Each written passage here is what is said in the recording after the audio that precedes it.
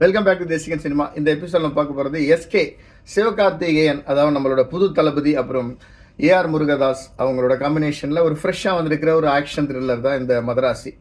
So Madrasi இதோட ஸ்டோரியை பற்றி பார்த்துடலாம். இந்த ஸ்டோரி வந்து பார்த்திங்கன்னா ஒரு கன் மாஃபியா கும்பல், maybe terrorist or external factor, அவங்க வந்து so they are importing guns, அதை எடுத்துகிட்டு வந்து இங்கே தமிழ்நாட்டில் டிஸ்ட்ரிபியூட் பண்ணுறதுக்கு விரும்புகிறாங்க.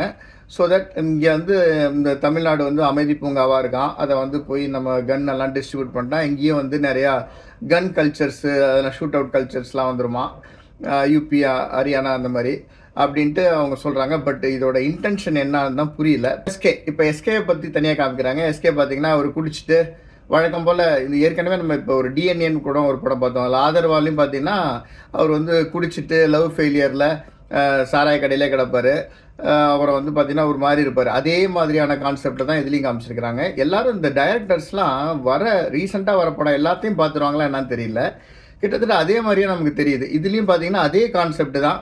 லவ் ஃபெயிலியர்னால அவர் குடிச்சிட்டு ஒரு பாட்டு பாடுறாங்க, ஒரு டான்ஸ் ஆடுறாங்க. டான்ஸ் ரொம்ப சூப்பராக இருக்கார் சிவகார்த்திகேயன். அதுக்கு ஒர்த்தான ஸ்டேஜிங்கோ, ஒரு என்ன சொல்ல சினிமாட்டோகிராஃபியோ, இல்லை ஒரு செட் ஒர்க்கோ, மியூசிக்கோ, பாட்டோ எதுவுமே இல்லை.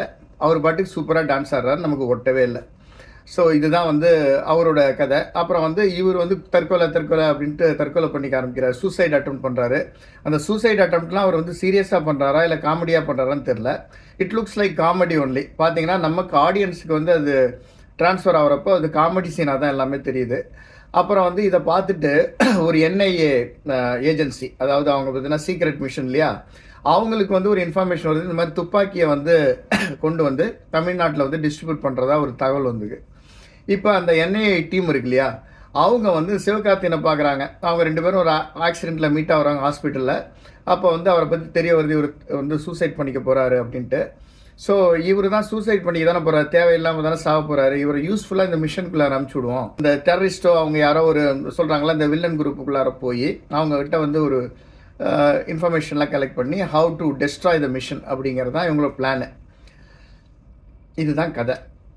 இதில் பார்த்திங்கன்னா இது ஒரு இது வந்து மெயினாக வந்து ஏஆர் முருகதாஸும் எஸ்கேவும் பிளான் பண்ண விஷயம் என்ன அப்படின்னா, எஸ்கேவுக்கு வந்து இது வந்து ஆக்ஷன் என்ட்ரியாக இருக்கணும். இது வந்து ஒரு பெரிய மாஸ் எலிவேஷன் கொடுக்கணும். இப்போ விஜய் ஆப்சென்ட்டு, ஓகே, ரஜினியும் அவரோட ட்ராக்ல இருக்காரு, வயசாயிடுச்சு. ஸோ இப்போ வந்து புதுசாக ஒருத்தர் கிளம்பணும் மாஸ் என்ட்ரிக்கு, கரெக்டாக புது ஜெயிலர் வரணும் இல்லையா, புது ஜெயிலரோ இல்லை புது சர்காரோ யாரோ ஒருத்தர் வரணும். ஸோ அதுக்கு தான் எஸ்கே வந்து ப்ரிப்பேர் பண்ண ஒரு ஸ்கிரிப்ட், எஸ்கேவுக்காக ப்ரிப்பேர் பண்ணப்பட்ட ஸ்கிரிப்ட். ஆக்ஷன் எலிவேஷன் வேணும். படம் கம்ப்ளீட்டாக ஒரு தன்னை வந்து ஒரு ஆக்ஷன் ஹீரோவாக எலிவேட் பண்ணி அதை ரெக்கக்னைஸ் பண்ணணும் மக்கள், அப்படிங்கிறது தான் தீம். இதில் எஸ்கே படத்துலேன்னு உண்டான ஒரு லவ் இருக்கணும், ஒரு அழகான பொண்ணு இருக்கணும், கொஞ்சம் அவருக்குன்னு கொஞ்சம் நடிப்புக்கு தீனி போடுற மாதிரி ஒரு டிஃப்ரெண்ட்டான ஒரு ஆங்கிளில் அவரை காமிக்கிற மாதிரி இருக்கணும் அப்படிங்கிறது ஸ்டோரி. ஸோ அதனால தான் இந்த கன் மாஃபியா அது இதெல்லாம். அப்புறம் லவ்வுக்கு ருக்மணி வசந்த் ரொம்ப க்யூட்டாக இருக்காங்க, அழகாக இருக்காங்க, நல்லா நடிச்சிருக்காங்க, படம் ஃபுல்லாக வராங்க. ரொம்ப என்ன சொல்கிறது, கன்வின்சிங்கான கேரக்டரு, ரொம்ப நல்லாவே பண்ணியிருக்காங்க அந்த பர்ஃபார்ம். ஆக்சுவலாக படத்தில் ஒரு பெரிய ப்ளஸ்ஸு இந்த ருக்மிணி வசந்த். அவங்கள பார்க்குறதுக்காகவே, அவங்க பர்ஃபார்மன்ஸ் பார்க்குறதுக்காகவே நிறைய பேர் போவாங்க. அப்புறம் எஸ்கே வந்து அவருக்கு கொடுக்கப்பட்ட ரோலை அவர் என்ன ஏற்றுக்கிட்டாரோ அதை டெரிஃபிக்காகவே பண்ணியிருக்கிறாரு. ஆனால் வந்து இந்த கடைசியாக வந்து இந்த டிரான்ஸ்ஃபார்மேஷன்லாம் வருது இல்லையா, அந்த என்ன சொல்கிறது, அவர் வந்து ஒரு குறிப்பிட்ட காலத்துக்கு மெடிசன் எடுக்கலன்னா அவர் வந்து இப்போ ஒரு பேய் மாதிரி ஒரு வந்து கம்ப்ளீட்டாக மென்டல் டைல்யூஷன் போய் அவர் மிருகமாக மாறிடுவார் அப்படிங்கிறதெல்லாம் பார்த்திங்கன்னா அந்நியன் நம்ம விக்ரம் மாதிரி அவர் வந்து பயங்கரமாக சண்டை போடுறது, அவரோட மேனரிசம். ஓகே, ஒரு படத்தில் ஒரு ஆக்டர் ஓவர் ஆக்டிங் பண்ணுறது ரொம்ப ஈஸிங்க, யார் வேணாலும் ஓவர் ஆக்டிங் பண்ணலாம்.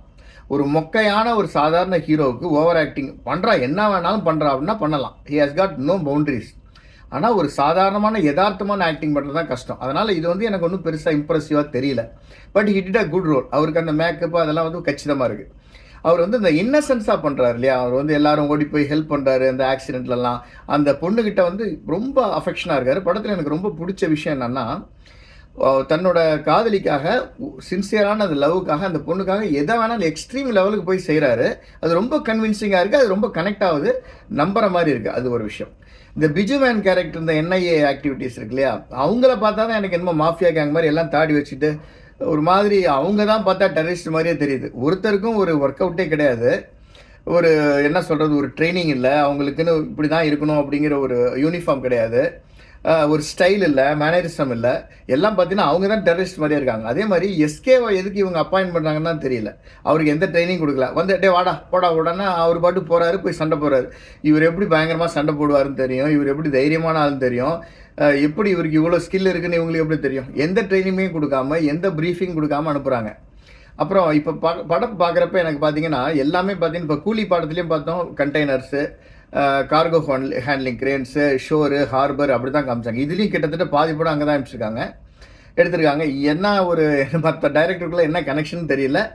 ஏற்கனவே பார்த்த படங்கள் மாதிரி தான் எனக்கு தெரியுது. அதே மாதிரி படம் வந்து எந்த ட்விஸ்ட்டு, டேர்னு, சஸ்பென்ஸ் எதுவுமே இல்லை. ஃப்ளாட்டாக ஒரே ஸ்க்ரீன் ப்ளே தான். நல்ல வேலை படத்தில் வந்து ஃபஸ்ட் டைமாக வந்து பெரிய ஃப்ளாஷ்பேக்லாம் இல்லை, அது ஒரு விஷயம்.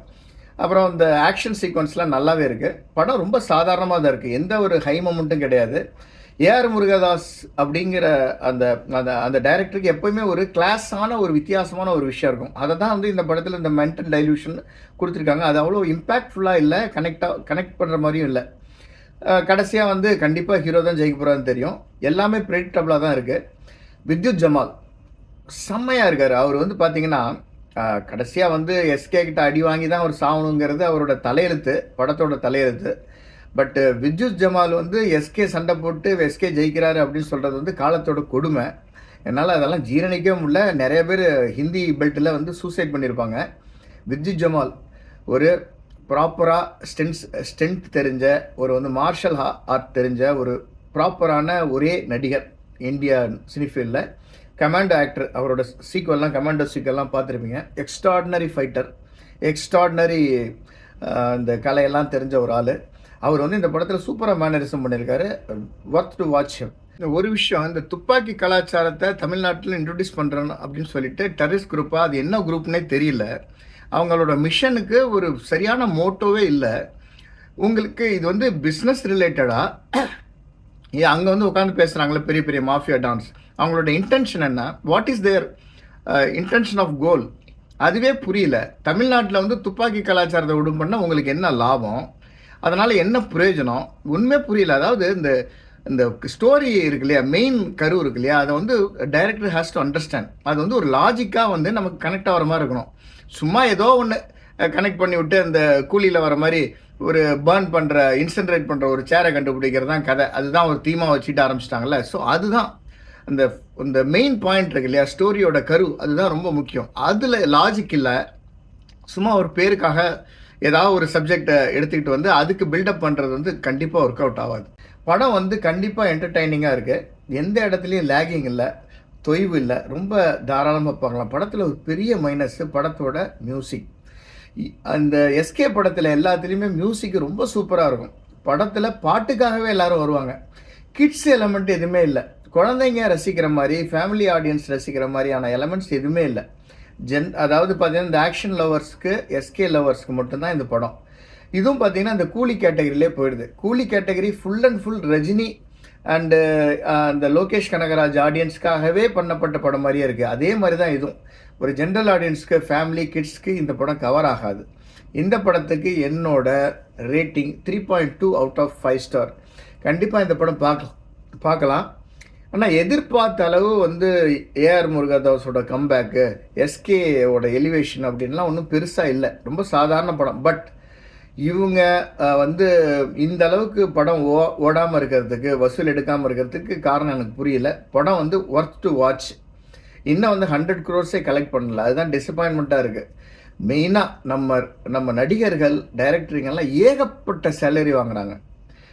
அதாவது தனுஷில் ஆரம்பித்து 50 கோடியில் ஆரம்பித்து, சிவகார்த்திகேயன் 70 கோடி, நம்ம அஜித் 130 கோடி, ரஜினி 150 கோடி, விஜய்க்கெல்லாம் 175 கோடிங்கிறாங்க. இப்படி வாங்கினா டைரக்டர் ஏஆர் முருகதாஸ்க்கு 50 கோடி, நெல்சனுக்கு 50 கோடி, அப்புறம் வந்து நம்ம லோகேஷ்க்கு 50 கோடி, இப்படியெல்லாம் சேலரி வாங்கினாங்கன்னா பட்ஜெட்டை படத்தில் எங்கே போட முடியும்? இந்த படத்துலையும் எந்த கமர்ஷியல் ஒரு பெருசாக வந்து ஒரு ப்ரொடக்ஷன் வேல்யூலாம் இந்த படத்தில் எதுவுமே இல்லை.